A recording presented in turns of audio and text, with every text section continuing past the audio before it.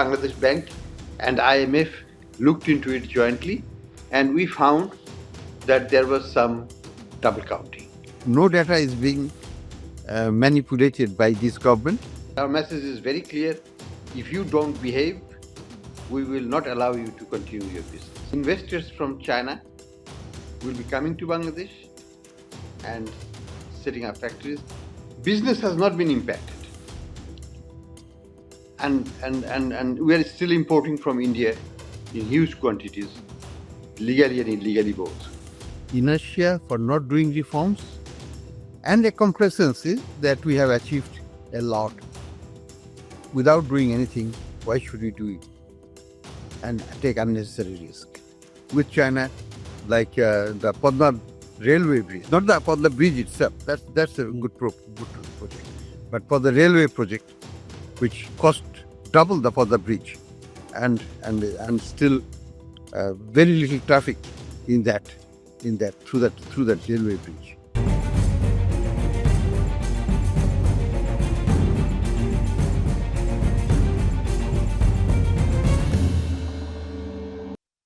Welcome to the inaugural episode of the South Asia Geoeconomic Adda.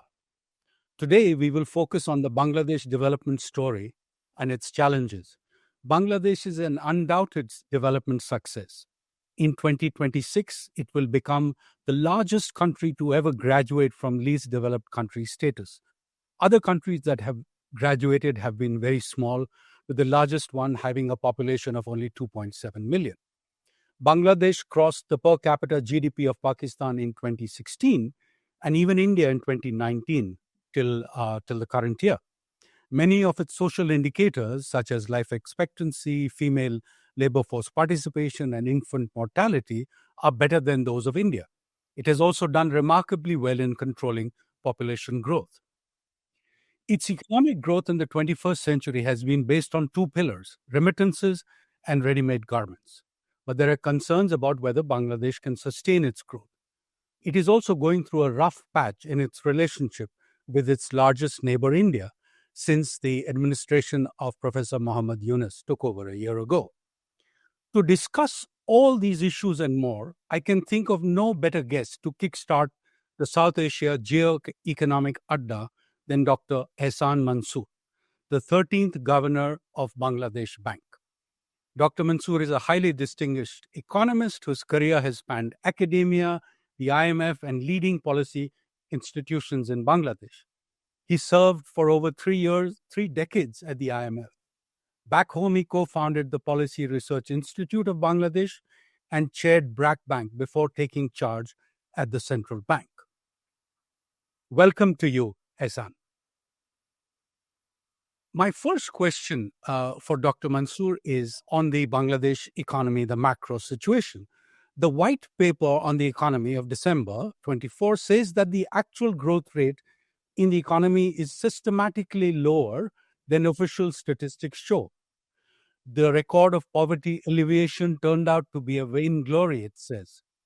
Does this discredit, according to you, the Bangladesh miracle story? The white paper says that these findings take the academic load off of explaining the so-called Bangladesh paradox of growth without reforms, investments, and jobs. What is your view on this, Dr. Mansur? Thank you. I would take it in a different perspective. I think the Bangladesh growth that we experienced in the 2000 year has been, its roots goes back to the reforms that were undertaken in the 1990s. Significant reforms were undertaken at that time on the financial sector, on the trade policy side, on other economic areas. The first generation reforms, basically. These are very rudimentary reforms, but they had tremendous impact. Those reforms were carried until, I think, about 2004 or 5. And then, basically, I must say that the reforms were, in a way, in a pause mode. There are a lot of talk about it, but not much fundamental reforms were undertaken. But we got the benefit of the earlier reforms, which propelled us quite a bit, long way into the 2010, 2000 up to 2020s. The thing is, For example, all the financial sector indicators were very, very positive and were on upturn until 2010. But then it started declining from 2013 onward because of misgovernance and things like that. So economy was in some sense, for example, the introduction of value-added tax, the reduction, opening up of the economy, the significant reduction of tariffs, all those happened in the 1990s and early 2000s, and we have been getting the benefit of that.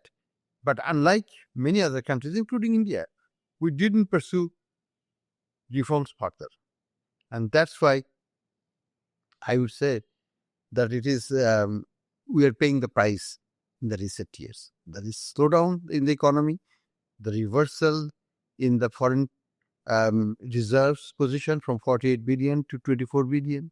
All of those things are essentially reflection of bad governance, inertia for not doing reforms, and a complacency that we have achieved a lot without doing anything. Why should we do it and take unnecessary risk?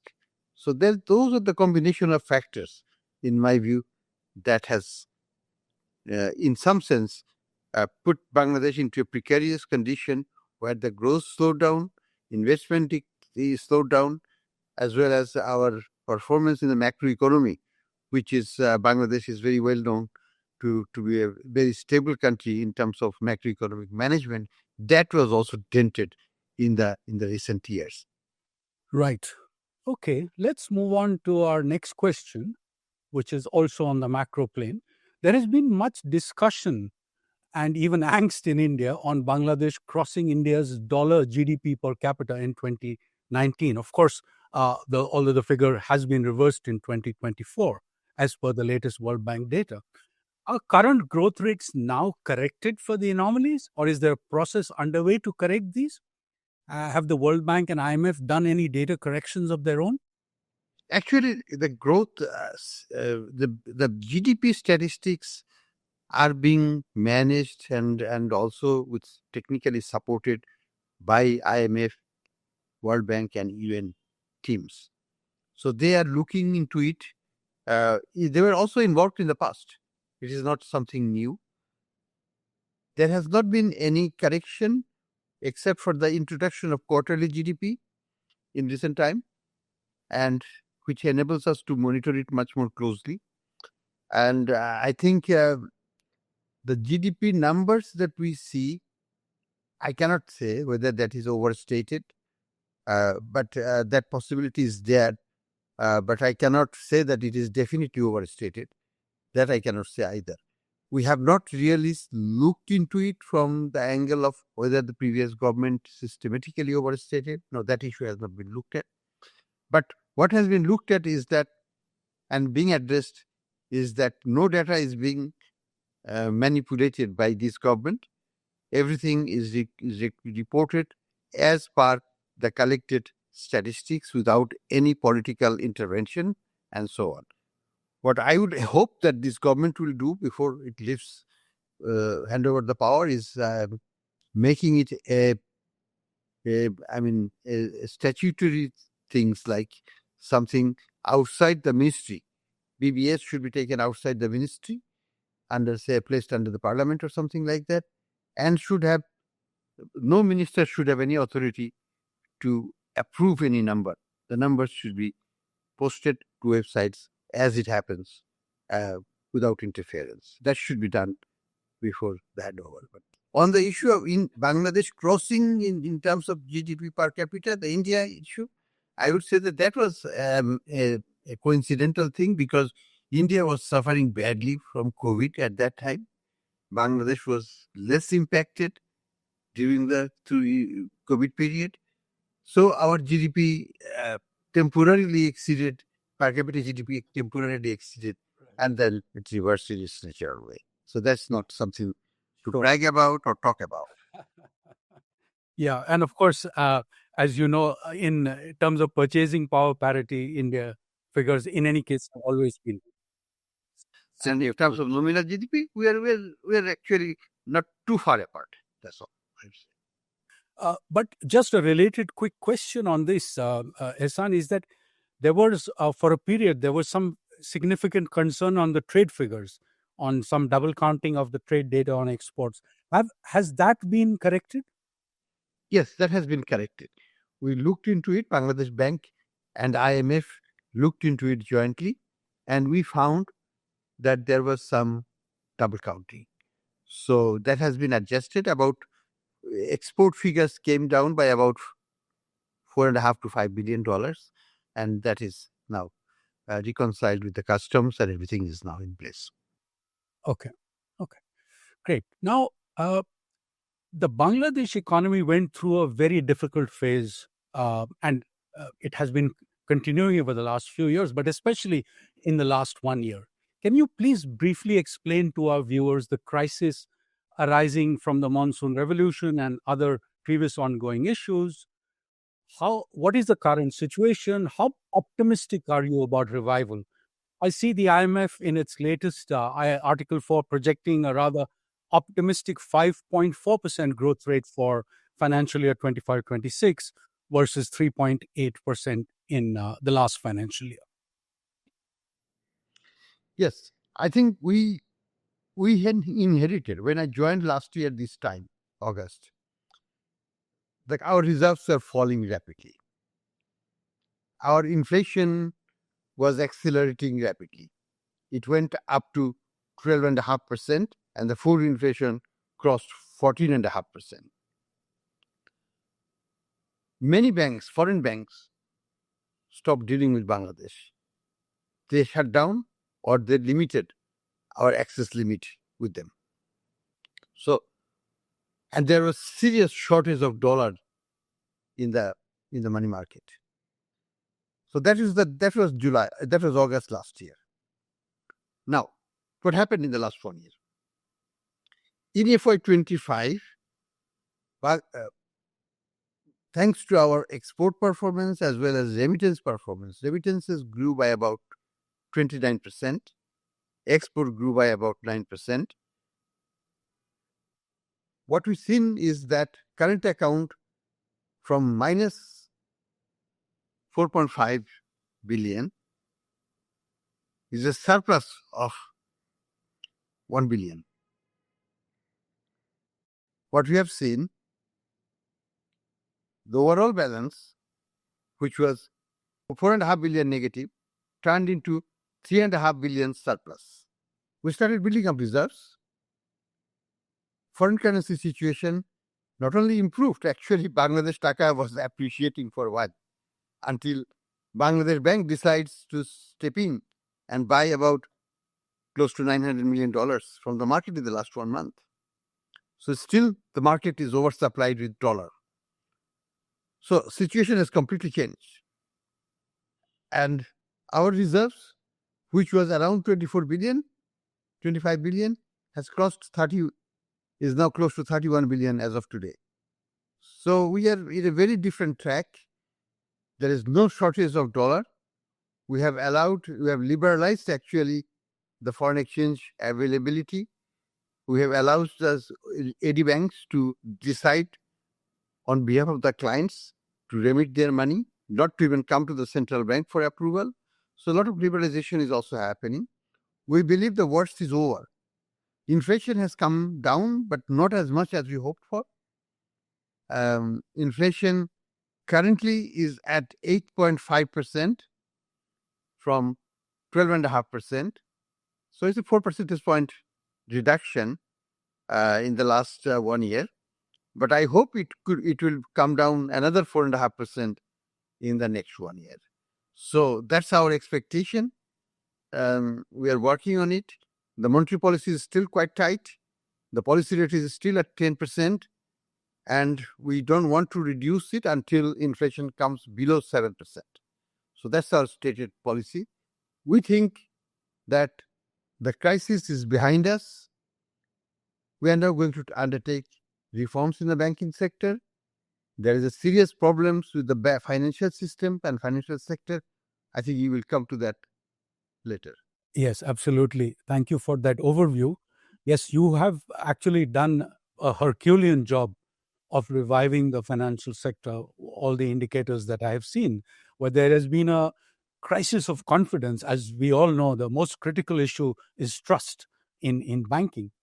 Can you explain the problem you inherited, the remedial measures, and the remaining issues?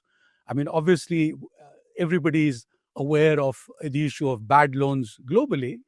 That's a problem in financial sector. But you had more than your share. And as you imposed more transparency on the banking sector, your share of bad loans in your overall bank assets has gone up even further, as is to be expected. I noticed now, in fact, yesterday there was a piece in the Daily Star saying that capital adequacy in Bangladesh in the financial sector is perhaps the lowest in the South Asia region. So what have you done? What have been the problems? Perhaps you can explain in a bit terms that a layperson can also understand. Yes. What we have done is we have emphasized on governance issue at the board level, at individual banks. We have changed the board of 15 banks since I took over. And our message is very clear. If you don't behave, we will not allow you to continue your business as usual. Second, we have tightened the classification rules. It's no longer 3 months, you are classified. When you say 3 months or 6 months, can you just explain it for a layperson? Yes, what do you mean? previously a loan would not have been classified until it is 180 days. And for some cases, 365 days, 1 year. Now, we went to the international best practice and say that 90 days, you are classified. So that is a big shock to the system. But we are enforcing it. Industry has accepted it. With initial huge resistance, they have accepted it. We are following that guideline now. Message to the banks is very clear, and punishment is also severe. That if you misclassify, if you try to window dress anything, if it is discovered, you will be held accountable. We are not going to take it easy. So the net result is that we are seeing a very sharp increase in NPL ratio, non-performing loan. It used to be 9%, 9.5% to 10%. It already crossed 24%. My feeling is that when the data for June will be coming very shortly, it will be 30% around. We are also introducing several other administrative things like risk-based supervision and also moving to IFRS 9-based classification of loans and so on. So we believe that systematic changes, we will be able to overcome the problem, but it cannot be overcome in 1 year. It's a multi-year effort, a consistency, and also enforcement of regulations. Severe enforcement will be the key to success in that area. So let's move now to the issue that is animating the world. Of course, tariffs. Right, Bangladesh has agreed on a U.S. tariff of 20%. Pakistan has 19%, Sri Lanka has 20%, Vietnam has 20%, China, of course, has 30% plus, and India has 50% if as of August 27th. We know that garments form 85% of Bangladeshi goods exports. Now, according to you, how are tariffs impacting Bangladesh? Our own calculations at the Trade Sentinel, done by my colleague T.G. Srinivasan, show Bangladesh losing marginally in this trade war. Can you please unpack for us the impact on Bangladesh and what you expect in the next 12 to 18 months? Thank you. I think how the chips will fall, we don't. But that being said, what are the early signs and what is the industry telling us? That's how I will evaluate at this point. The industry is telling us that what matters for them is the relative disadvantage or relative advantage. That's what they're concerned about. Not the level itself, but the relative position of Bangladesh relative to competitor countries like Vietnam, Indonesia, India, Pakistan, and others. So from that sense, and China. from that perspective, I think Bangladesh has a sigh of relief that we are not disadvantaged compared to our comparators in that field. In particular, we are hoping and expecting, our business community expects that investors from China will be coming to Bangladesh and setting up factories. A lot of orders will also be coming from China and several other countries to Bangladesh, and they're optimistic. They believe that the orders which were on hold has already been lifted. They're processing those, and new orders from other countries are coming to Bangladesh, and they are very optimistic that the order book will be very healthy in the coming months. Right. Thank you, Ahsan. As you note, this, of course, is a moving target, and eventually we will have to see where the chips fall. But one interesting aspect here is the Indian angle. And I want to tie it into the sort of the rough patch between Bangladesh and India in terms of the relationship over the last 1 year. The mutual bilateral trade, according to the latest data I have seen, over the last 1 year compared to the previous 1 year, Bangladeshi exports to India, in fact, have gone up by 12%, and Indians are kind of have stayed constant. But Indian visas are down significantly, both overall and for medical. Indian foreign investment in Bangladesh has declined to less than 5% of the total FDI inflows in 2025. Now, why have tit-for-tat steps been taken on both sides that make cross-border activity less efficient? And how can we get out of this phase? And for example, India could even have moved more production of garments and other products to Bangladesh as a result, as one way of addressing its high tariffs with the US, especially if the 50% figure remains. So, what can Bangladesh do, and what do you think India should do to patch over this relationship, which has been wide ranging and very deep over the last 15 years? What happened is unfortunate, and let me tell you, we should learn from the business. Business has not been impacted. And we are still importing from India in huge quantities, legally and illegally both. It doesn't matter. Important thing is that our import level from India is still very high, something like maybe $17-18 billion, which is quite significant, and exports are close to $1.5 billion or so. So there is a significant trade imbalance, but that doesn't matter. No country should have bilateral trade equilibrium. We are not thinking like a la Trump that we have to have that. We can live with that. There's no problem there. The issue that I see is more of stopping of visas by Indian government for Bangladeshis, for health visa as well as for normal visa. And that's the main reason that the number of visitors from Bangladesh to India has plummeted. And we have to find alternate destinations for health treatment and so on, including China and Thailand and other countries, Malaysia. So these are the realities. I don't know when this relationship will improve, but I hope that it improves sooner rather than later. And there is no reason we should learn from the business community. They're doing business. Yesterday, there hundreds of trucks came from India full of rice into Bangladesh. So why can't hundreds of people can go, or thousands of people can go as well as with visitors visa and other things? It doesn't matter which party is in power in Bangladesh, as much as it doesn't matter which party is in power in India. We have to deal with India. India has to deal with Bangladesh. They're neighbors. Yeah. In this context, I want to just repeat the question I had asked. In what can Bangladesh do? Now, I'm talking purely on the economic front. What can it do to attract more investment from Indian firms, given this tariff, the substitution aspect.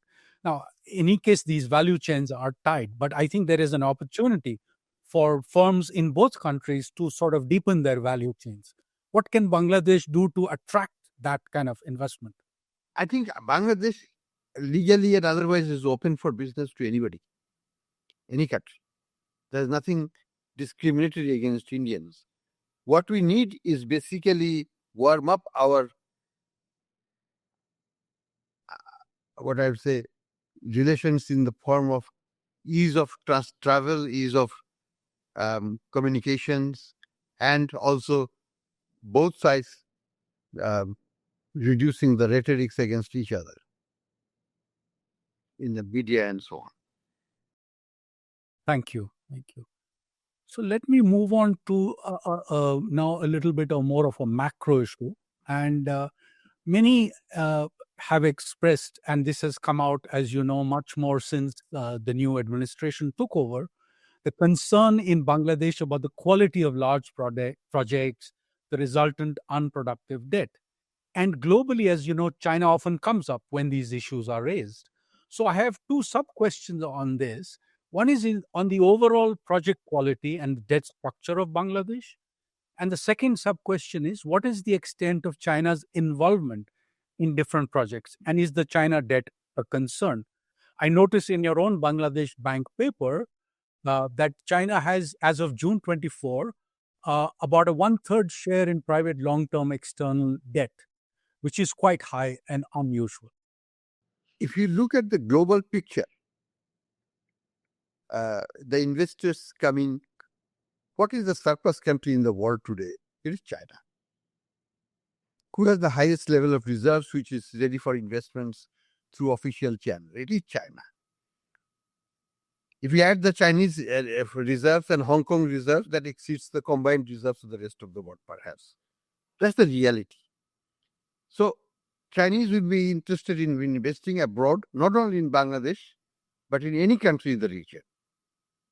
That applies to all of Southeast Asia, East Asia, South Asia, including India, and Africa and other countries. So we're not no exception in that area. What we should be careful about is that I don't care about private sector investments. Let them do their own due diligence and so on. But for the government projects and so on, we need to be sure that we want this project and the cost of the project is justified on the cost-benefit analysis basis, historical return on investment and so on. We have done some projects, not only with China, but also with for example, the project with Russia on the nuclear power plant, $13 billion, which is very, very costly for us. Secondly, with China, like the Padma Railway Bridge, not the Padma Bridge itself. That's a good project, but for the railway project, which cost double the Padma Bridge, and still very little traffic in that through that railway bridge. There is also a question of this tunnel in Chittagong built with Chinese funding, which does not even generate the operating cost. Forget about interest costs, just the operating cost. So things like that are burdensome. We have to avoid those investments, but we also be aware of that. We are also aware that China is a major financier. As long as their terms are acceptable and competitive, lower than the rest of the things, we will continue to use Chinese funds for our development purpose. And we don't exclude any other funding. We want everybody's funds to be coming. But the reality is that Western countries are no longer going to be the source of ODI or source of any public sector funding. So let me now turn to a sort of my final question for you. As of now, we know that Bangladesh is supposed to graduate from its least developed country status in November 2026. This, of course, will make, as you just hinted, it will make the going harder for trade and concessional finance. And at the same time, there are many concerns about the sustainability of Bangladesh's growth story, even notwithstanding the data caveats. Now, how can Bangladesh get out of this middle income trap, overcoming its many challenges, including low tax base, which I understand has been declining even further, the remaining financial sector vulnerabilities, are still a very protectionist trade policy, among other things? How optimistic are you that a new government, we are seeing elections announced for February next year, how optimistic are you that a new government will be able to handle all these issues and that Bangladesh will not fall back into old habits which encourage corruption and crony capitalism?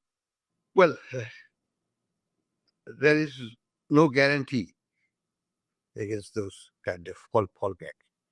But the thing is that on the LDC graduation itself, I feel that Bangladesh is already an outlier. Look at who are the LDCs now. Does any of them in the same rank as Bangladesh? Answer is no. None. Who are LDC countries in Asia? Laos and Afghanistan. Are they comparable with Bangladesh? No. If Nepal can graduate, Myanmar can graduate, Bangladesh should have graduated long time ago. So I have no doubt that we can overcome the challenges. Yes, we have to work on reforms. I'm part of the committee which is working on the reforms that we need to do, including privatization of our port facilities, including automation of our cross-border trade and financing things, including working on the financial system to reduce the cost of fund for our investors, including investment in logistics, on transportation to reduce domestic costs so that we can become more competitive. So we have to work on various fronts to address the challenges that will come with LDC graduation. My guest today was Dr. Ahsan Mansur, Governor of Bangladesh's central bank, Bangladesh Bank. We have been treated to a very thoughtful and insightful discussion about Bangladesh's economic achievements and future challenges. Bangladesh is a crucial development story for the world, as Dr. Mansur has pointed out several times during the course of this discussion. I thank Dr. Mansur for sharing his valuable time with us today. I will see you soon again with another episode of the South Asia Geoeconomic Adda. Thank you for joining.